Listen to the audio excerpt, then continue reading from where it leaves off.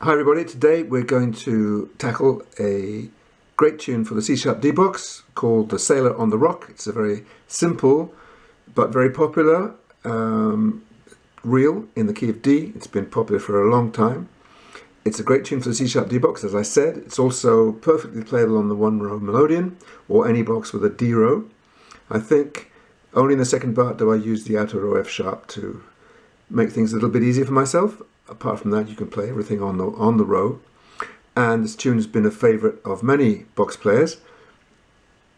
Joe Cooley recorded it, and just about everybody plays it. There's a great version which I'll talk about later on YouTube by Connolly. And so let's get stuck into The Sailor on the Rock. So here's the first part.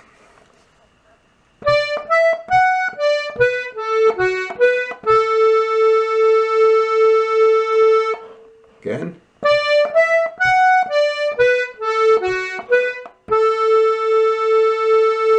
I'm shifting down to get my ring finger on the A there.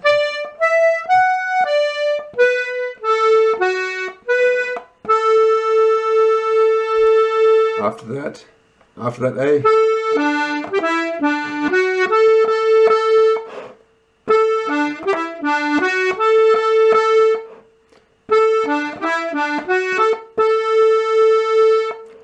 You could, of course, play a triplet like that, especially using the outer F sharp.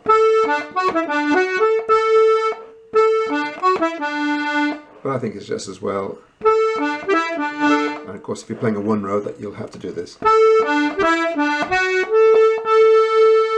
So together.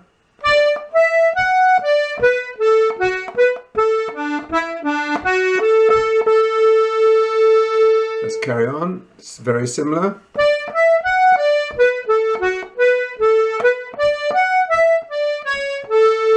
So the first part's the same.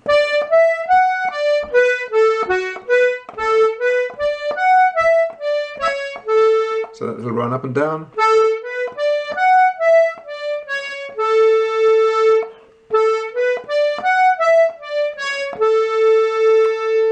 And then basically the rest of the first half is the same as what we've just done.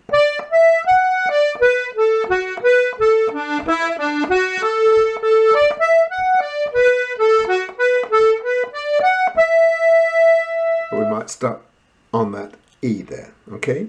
So, first part again.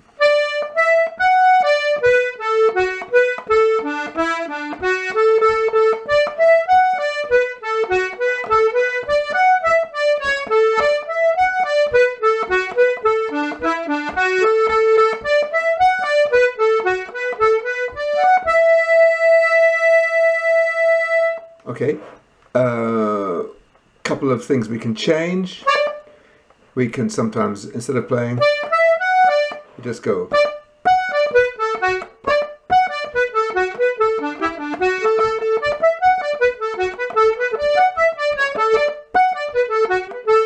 Gives it a nice emphasis, a nice way to come into the tune nice and strong, especially if you do a little slide with the outer row C sharp.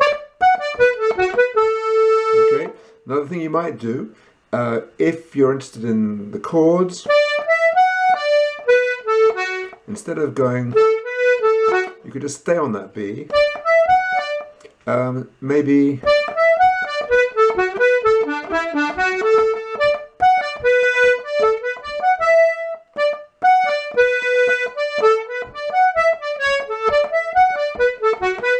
the reason you might like to do that, you can stay on a long G chord, which is difficult to do if you play the tune this way, because you only got a very short B note and then you're back to a D chord when you come down to the F sharp here. So if you want to,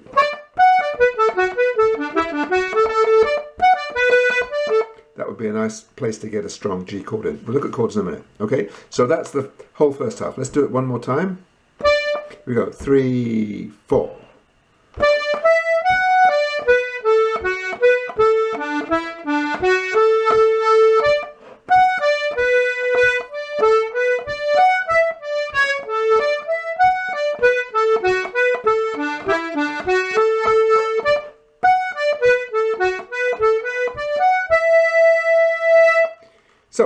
the second part, and we'll start that with 2 little leading notes.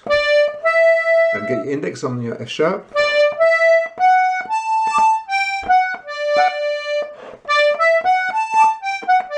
So I'm playing 2 F sharps there, 2 A, sorry,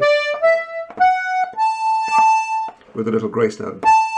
So I'm not articulating the 2 A's with my finger, just articulating with the grace note and a bit of extra squeeze. And the D there, almost like 2 D's with a F there. Okay, and you might like to try that without the grace note.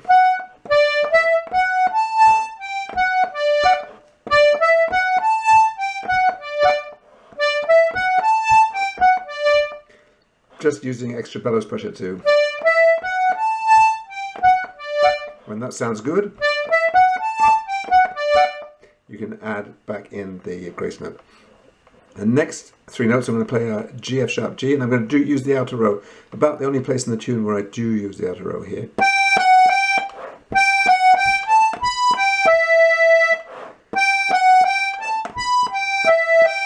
Let's go back to the G to finish it.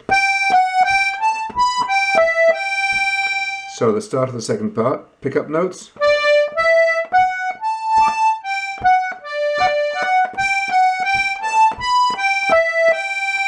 Yeah, I put a little pickup note in after the F sharp, back to the beginning,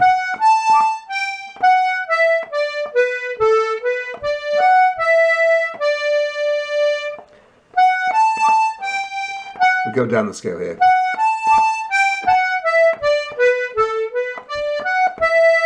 And then off again.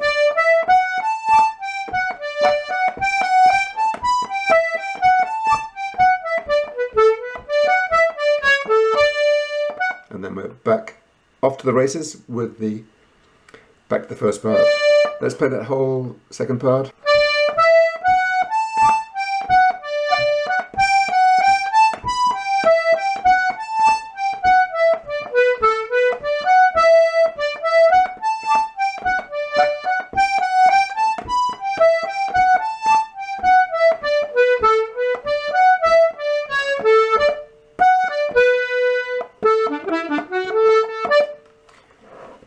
Okay, so I don't know if I mentioned this in the clip before the previous clip before it was cut off, but I played the second part both times exactly the same.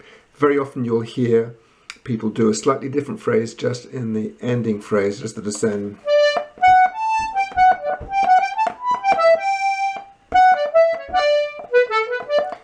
Various things like that.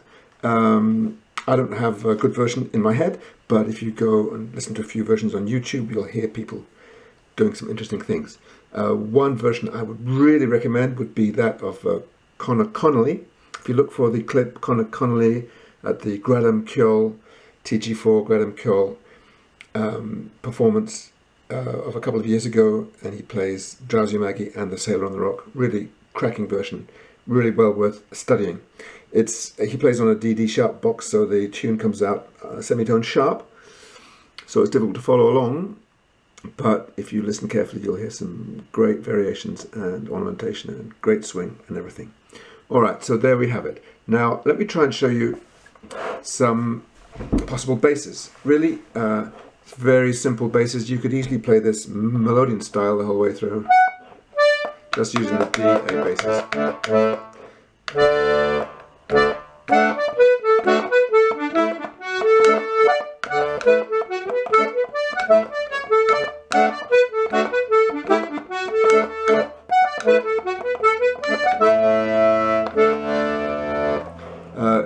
If you're playing along, you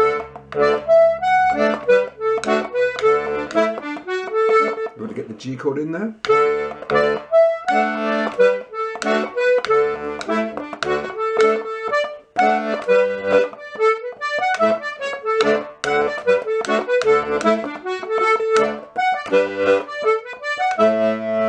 Something like that. So if you're playing the melody like that, you you need to play a G bass and then a G chord. You might have D and G on the same chord here. I don't, I have G in both directions, so I'd have to play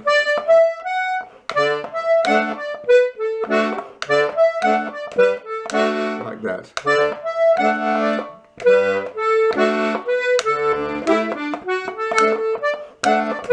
But if you hold the long G, the long B rather,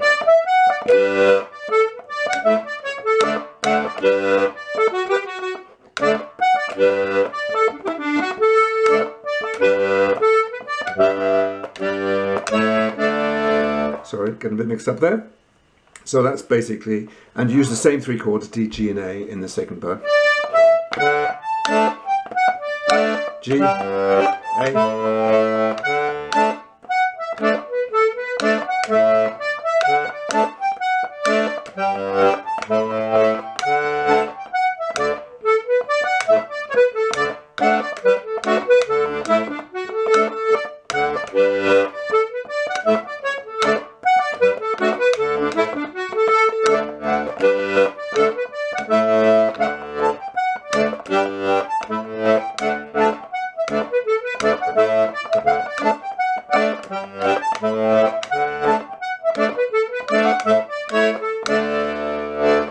So there we are, quick and dirty run through as far as the basses were concerned. Hope this is useful.